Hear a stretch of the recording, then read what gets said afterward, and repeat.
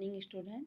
कल आपका एग्जाम है तो फटाफट रिवीजन करते हैं और जल्दी जल्दी कुछ चीज़ समझा रही हूँ, उसको ज़रा ध्यान से देखिएगा। आज ये है तुम्हारा पेपर, तो आपको सभी नियमों को ध्यान से पढ़ना। ये सब चीज़ें तुम्हें मैं बता चुकी हूँ पहले ही। सबसे पहला वाला क्वेश्चन होता है आपका अपठित बोधनम। इसमें कौन कौन से क्वेश्चन पूछे जाते हैं? इसमें वन वर्ड क्वेश्चन पूछे जाते हैं, पूर्ण वाक्य वाले पूछे जाते हैं, अनुच्छेदस्य शीर्षक संस्कृत में लिखिए, ये पूछा जाता है। ठीक है। और इसके बाद में आते हैं भाषिक कार्य। भाषिक कार्य वाला क्वेश्चन आता है आपके इसमें एग्जाम में। ये देखिए, भाषिक कार्य वाला क्वेश्चन आएगा आपके इसमें। तो इसमें 3 क्वेश्चन होते हैं, यथा निर्देशम उत्तरतः। इसमें से 3 क्वेश्चन होंगे, सभी क्वेश्चन करना अनिवार्य होगा। तो आपको सभी ध्यान, लेकिन क्वेश्चन किस प्रकार से आते हैं, इसमें सिलेबस के अकॉर्डिंग आपको करना है। सिलेबस में क्या क्या दिया गया है। अपठित गद्यांश में आपको एक पदेन, पूर्ण वाक्यन और अवबोधन। अवबोधन का मतलब होता है कि जो आपका शीर्षक है, शीर्षक से संबंधित आपके क्वेश्चन, शीर्षक लेखन, अवबोधनात्मक जो आपके भाषिक कार्य संबंधित क्वेश्चन है, अनुच्छेद आधारित भाषिक कार्य क्वेश्चन, ये सब चीज़ें इसमें आती हैं। और इसमें जो भाषिक कार्य संबंध किससे होते हैं, कर्ता संबंधित, क्रिया से संबंधित, कर्तृक्रियापद, विशेषण विशेष्य, पर्यायवाची विलोम, और जो सर्वनाम शब्द दिया है वो किसके लिए है, संज्ञा शब्द बताना है उसका। जैसे मैंने कहा से बालक, पहले दे रखा है बालक कार्य करता है, फिर वह करता है, तो क्या कौन करता है, बालक करता है, तो बालक उसका संज्ञा शब्द होता है। इस तरह से क्वेश्चन इसमें दिए जाएंगे। उसके बाद में रचनात्मक कार्यक्रम होगा, औपचारिक पत्र और अनौपचारिक पत्र में से कोई से पत्र आएंगे जो आपको शिक्षा मंत्रालय से संबंधित होगा, नगर निगम से संबंधित होगा, धन आदेश प्राप्ति संबंधित, सूचना संबंधित, पत्र लाभ, पत्रालय विभाग से संबंधित, शुल्क निवारण के लिए, प्रधानाचार्य को पत्र और प्रकाशक के लिए, ये सभी चीज़ें इसके अंदर आएंगी। अनौपचारिक में कुशलता संबंधित बधाई पत्र, निमंत्रण पत्र, परिणाम सूचक पत्र, ये विद्यालय में क्या कार्यक्रम हो रहा है उससे संबंधित क्वेश्चन आएंगे। ये सब चीज़ें इस पत्र से संबंधित है। उसके बाद चित्र आधारित वर्णन होगा, या उसके ऑप्शन में होगा अनुच्छेद। और हिंदी भाषा में कुछ वाक्य दिए जाएंगे, उसको आपको इंग्लिश में भी लिखे हुए होंगे और उसकी आपको सरल संस्कृत बनानी है। आपको पहले, सबसे पहले वाला जो टॉपिक आपका है, सबसे पहला टॉपिक आता है संधि का। संधि में स्वर संधि आएगी आपके एग्जाम में। स्वर संधि में यण संधि होगी, अयादि होगी और पूर्व रूप होगी।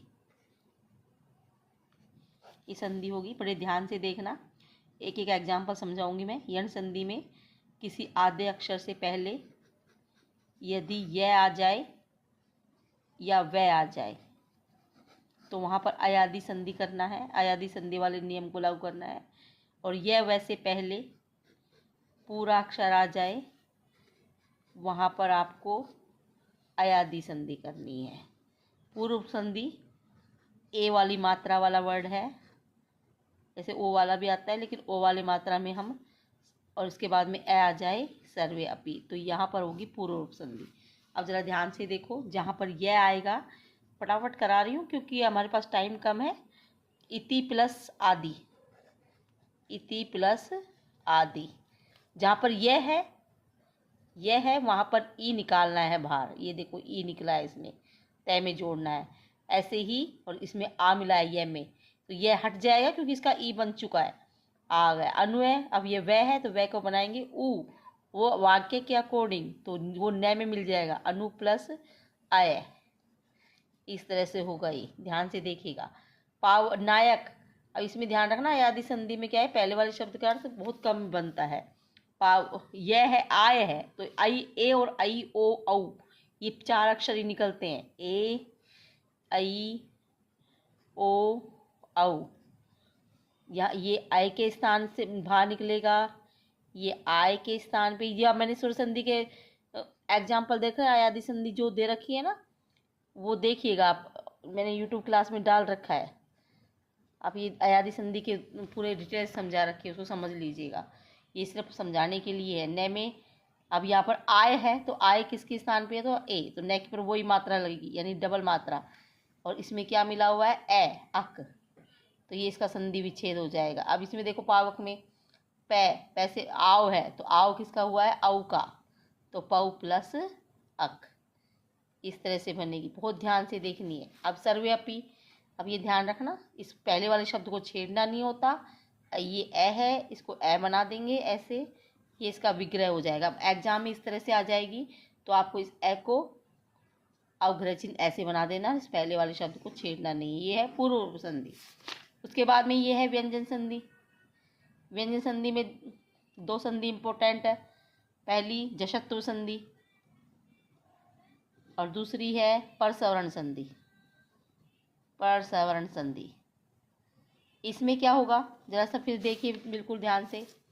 जशत्व संधि और परसवर्ण संधि में, जशत्व संधि में किसी पहले अक्षर के बाद में प्लस में क्या आ जाए, कोई स्वर आ जाए, या फिर क्या हो जाए, तीसरा चौथा शब्द आ जाए, यह र ल व आ जाए, र ल व है आ जाए। तो इस पहले अक्षर को क्या बना देना है, इसी वर्ग का तीसरा अक्षर बना देना है। कौन सा अक्षर बना देना है, तीसरा। जैसे क आ गया, क का अक्षर होता है ग। ये भी मैंने समझा रखी है, सिर्फ आपको समझा रही हूँ कि पहले को तीसरा बनाना है, कब, तीसरा चौथा वर्ण आ जाए और या कोई स्वर आ जाए। जैसे मैंने बता दिया वाक प्लस ईस। अब यहाँ पर कै है, वाग, ये ईस भी मिल जाएगा, वागीस। ऐसे एक एग्जाम्पल आपकी बुक का भी है, अचिरात एव। अब इसका विग्रह करोगे आप तो क्या कर देते हो, अचीर प्लस आदेव कर देते हो इसको, क्योंकि दीर्घ संधि हमारे में एग्जाम में है ही नहीं, तो हम करते क्यों है ये चीज़ें। हमें सिर्फ ध्यान रखना है, दे तीसरा अक्षर आ रहा है, इसका मतलब इसको पहला बनाना है, अचिरात।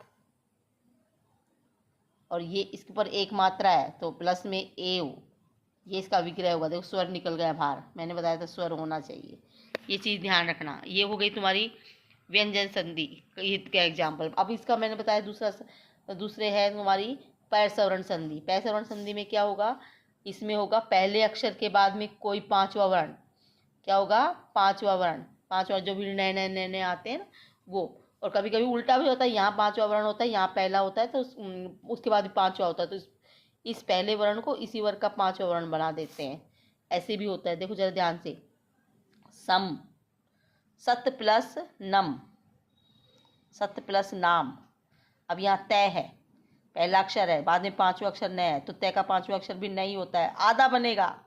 ध्यान रखना, व्यंजन का आधा ही बनता है। सन्नाम, पूरा नाम बना देना, सन्नाम, ये ऐसे होगा। कोई भी पांचवा अक्षर, पांच ही होते हैं ये। कै का होगा न, कै का पांचवा अक्षर होता है ये वाला न, तय का होता है ये वाला न, चै का होता है ये वाला न, और तय का न होता ही है, और पै का होता है मैं।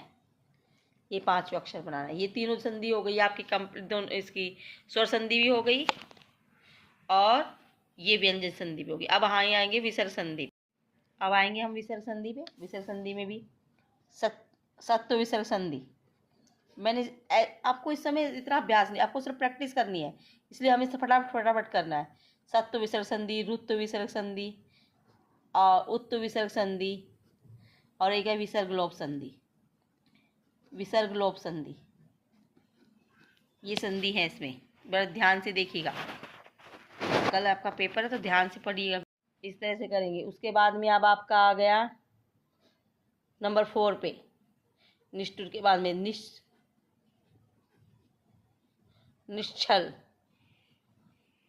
ये वाला से च और छ आ जाएगा, तो ये वाला से करेंगे, नी प्लस छल।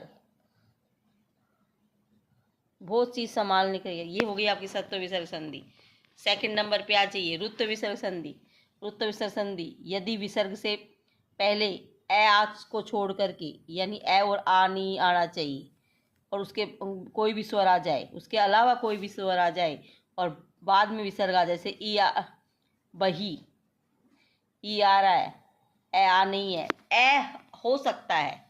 यदि उसमें अव्यय, कोई भी अव्यय है उसमें ए आ रहा है, तो वहां पर विसर्ग को रै बनेगा, ओ नहीं बनेगा। जैसे अंत है, ये अव्यय है, तो यहाँ पर रै बनेगा विसर्ग को। पुनः है, यहाँ पर ए है, तो विसर्ग को रै बनेगा। ध्यान रखना इसमें। मैंने कहा अव्यय में यदि ए है तो वहां पर हमें रै ही बनाना है। बहिर, अंत, जगती। अब जरा ध्यान से देखो, यहाँ पर विसर्ग है, ई है, तो इसको र ही बनाना है। और ये र इसमें मिल जाए क्योंकि ए है, बनता तो आधा ही है, लेकिन अब ये देखो अंत क्या है, अव्यय है, तो बनना तो ओ चाहिए था, लेकिन ए अव्यय होने के कारण यहाँ पर विसर्ग को र बनेगा।